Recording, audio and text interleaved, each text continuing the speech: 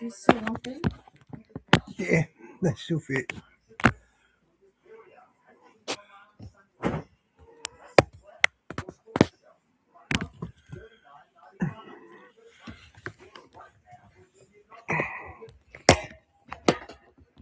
Can I get this lined up properly or not? Yep, there, I got it lined up.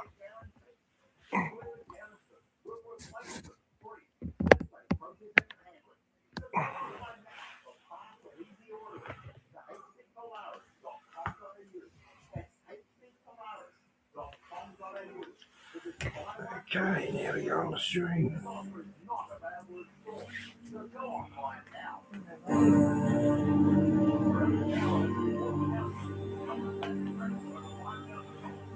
Welcome to this week's edition of the Todd Coconato Show. We're so thankful that you are here. And if you're watching us on Real Life Network, we want to welcome you as well. And we have an amazing show in store for you today. And I think... Hi, Di. Good to see you. We got a new dog. We've called him Busby, as you know. I'll show him a bit later on. He's walking around helping Gabe at the moment. He's absolutely adorable, Di. Isn't he, babe? Yes. You're going to want to stick around for the entirety of this interview because we're going to cover a lot of things. Jonathan Cahn has been named, along with Billy Graham, as one of the top spiritual leaders to have radically impacted our world in modern times. This is a true story. He has spoken at the United Nations, on Capitol Hill, to members of Congress, and millions around the world. And every one of his books, not only have I read, but starting out The Harbinger to the Dragon's Prophecies, become a New York Times bestseller. And he's recognized as a prophetic voice by our Times. I personally saw him prophesy over the President of the United States, and I'm honored to have my friend Jonathan Cahn on the broadcast. Diane, Jonathan Cahn's Harbinger, that helped me come to Christ. That and Bill Weiss's 23 Minutes in Hell. Them two videos brought me to Christ. If it was for them, I wouldn't be Christian. Jonathan, welcome back, sir. Great to be back. Always, it's always a joy. Thank you so much for coming on, and we just appreciate everything that you're doing. I wanted to ask you, I was just at a prophetic conference with Joseph Z and a few friends, and they talked about, actually, Cahn was the one that brought it up, that, what had happened on the National Mall, where you had basically struck down a, what was it, Ishtar, or what was it being struck down? The altar of Ishtar, yes. Yes. I mean, but yeah. And I want to show some pictures and videos as we're talking about this, because something so extraordinary happened when you did that. Number one, some people they literally saw something fall down, like a comet or a principality or something in the sky. But not only that, but afterwards, the presidential candidate, Kamala Harris, ended up taking. So it was like right after you had done that prophetic act on the National Mall, all of a sudden her potential Busby, give me a mate. Buzz. Tell us what happened about that.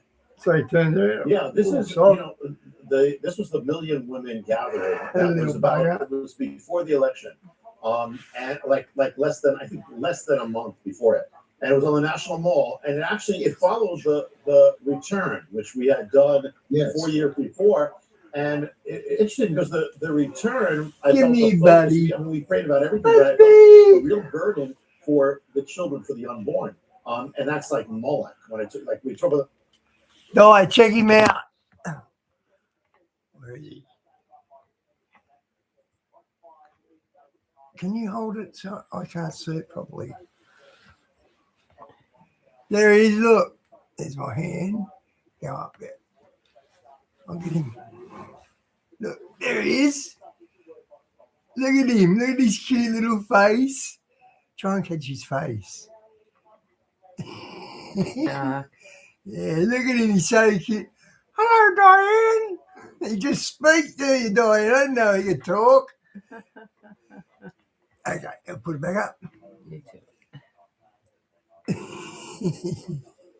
You're a good boy, you are.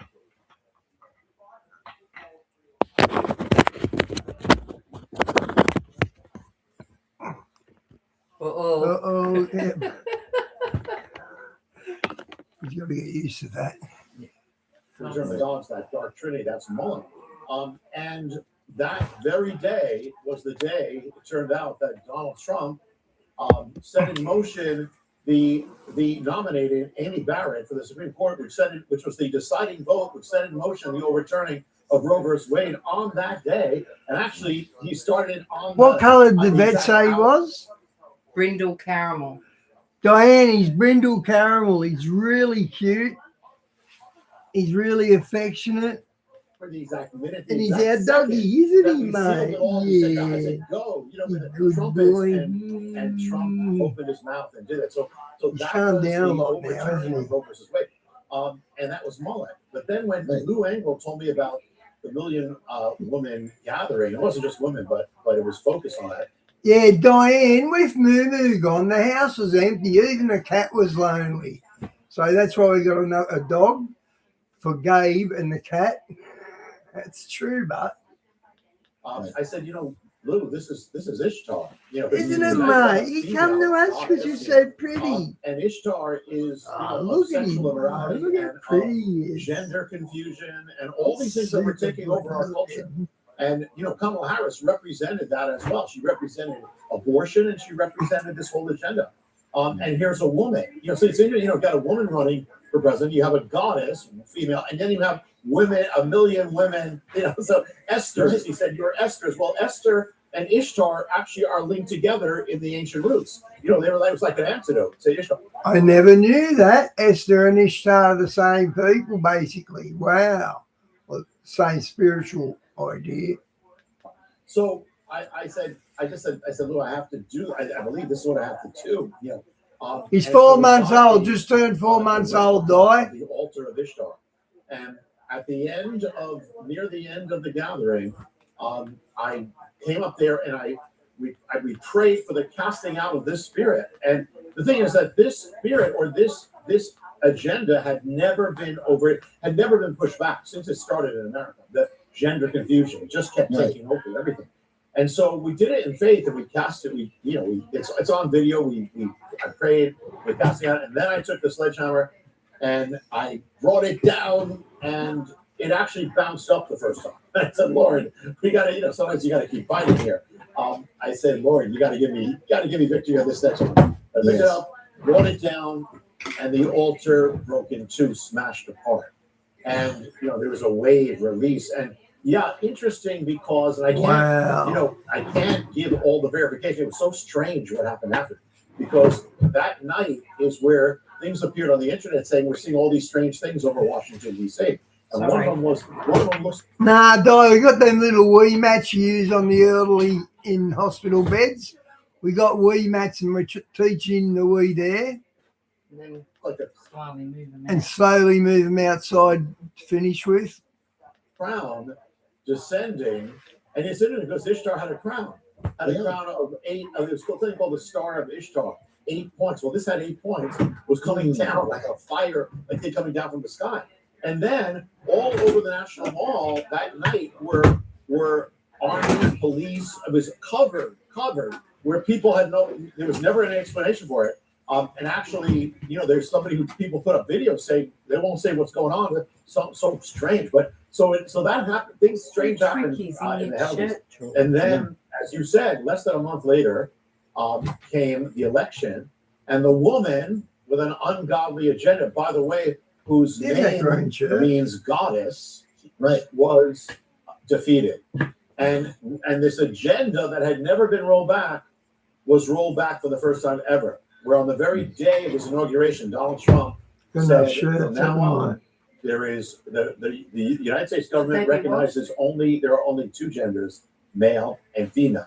So this began a great rolling back, which is still affecting America.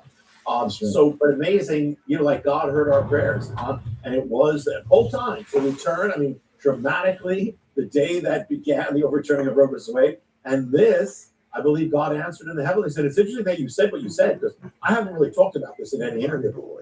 But yeah, when you look at the polls, it starts shifting right around that chewing time. on my fingers. Where he done it? Yeah, Harris was hasn't way he? ahead of what, and then Donald Trump starts pulling ahead. That's right. Cahn was explaining and talking about the importance of a prophetic act, and then, you know, he referenced what you had done there, and I really believe that the Lord did respond to that, because the Bible says he responds to prayers of the righteous, and people of God came together, and we all noticed a major shift that happened. And I think there's still a shift that's happening right now, even after what just happened with Charlie Kirk. I want to shift gears real quick here and talk about this with Charlie Kirk. What do you see since then? Because I know that you see a lot of things prophetically and you catch things that others don't. But what has the Lord been speaking to you after what happened with Charlie Kirk, who really was a martyr, in our nation? And there's been a whole bunch of I haven't heard his take on Charlie Kirk. things that have happened since then.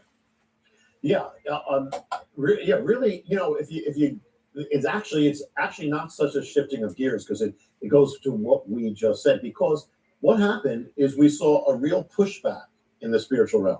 Yes. The spiritual realm. We had basically an anti-God spirit ideology taking over virtually every major institution of American culture up to that election, and this was rolled back. And there's been a rolling back, not just politically, spiritually. And so what would you expect? You'd expect that the dark side to strike back. And so what did it strike? Who did it strike? It struck Charlie Kirk, who represented really the Christians, number one, those who stood opposed to this agenda of the spirits or darkness or gods. Charlie Kirk was right in the forefront of that. Also of the youth. Charlie Kirk had a part in Donald Trump coming back to power, and it was what he was doing with the youth with that vote, and also for ultimate revival. And so this is what the enemy struck with Charlie Kirk. And and the place where this happened was called Orem. Orem means the serpent and the dragon. Wow. So the serpent and the dragon, and Charlie Kirk means the church. No. So this was the dragon striking back at the church and trying to silence the church. It went right to his throat while he was there to be speaking. So this was what the enemy means for evil, God will use for good. God allowed it for a reason. And from this so far, we are seeing the first fruits of a turning. Which is the beginning of a spiritual turning, where we're seeing there are young people turning to God, many people coming to churches, coming to congregations. So we are seeing, and Bible reading up, and especially with the young. So we are seeing something. We're seeing the beginning. This is what, but the thing is that the Avatar, which came out the same week. They came at the end of that week. Charlie Kirk was assassinated. Wow. And the Avatar is really linked to all this, because that means opening up these mysteries where the war for America's future, the spiritual war real behind it all. And I even, there were, you may know this, but 2 days before he was assassinated, a woman posts on the web that she had paid witches to place a curse on him. And she's part of an organization. And that 2 days later, he's killed. And not that witches have that power, but God, they can't do anything with God without God allowing it. He allowed it, but there is a dark realm, and there was the dark realm was against Charlie Kirk, And in the Avatar, I have a chapter called "The Witches," and there's also a chapter about an assassination attempt, which is part of the spiritual warfare. So Charlie Kirk's, his assassination, this was the spiritual war that was gotten so intense that it spilled over into the physical realm, into blood. But this is a war for the future, a battle for the future of America. And with how America goes much of the world. So this is an intense moment that we're in. Yeah, speaking of intense moments, you just did come out with a movie that you did with Dinesh D'Souza, and I find it so interesting. So I've been praying about this. We've seen a lot of uptick of anti-Semitism and a lot of attack on the Jewish people in recent months over the last year. And the Lord showed me that Gaza area is actually the Philistines. And so then I started looking in this Philistine spirit. What were the attributes of the Philistines? And I was shocked and amazed and so encouraged. You actually talked about some of this in this movie. Can you just give us a little bit about the movie that you just came out with? Yeah, it's based on the book that I wrote, which is my last book before the Avatar was a year ago, is The Dragon's Prophecy came out.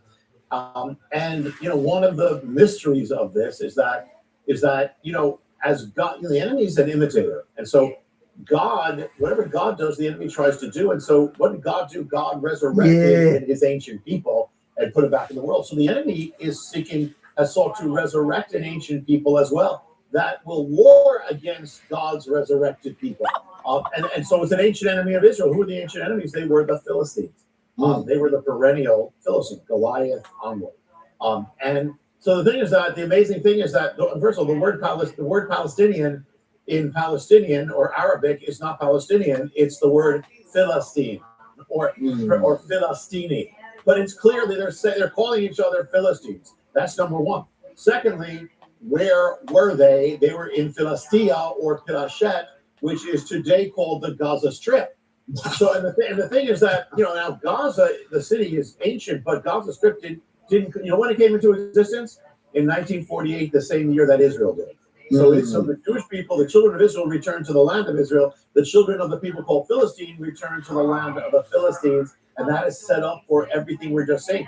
And the Bible speaks about the Philistines. It says that they harbored this ancient hatred against Israel for vengeance. And that's exactly what's happening. It says the ancient Philistines, they trained their children for war. I mean, it says Goliath was a, quote, man of war since his childhood. So what are the people in Gaza doing? They've been training their children for war as children, for indoctrinating them to kill Jews. So you understand why this happened. Hamas took over about 20 years before. Well, that generation that they trained, they accomplished October 7th, the demonic fury of October 7th.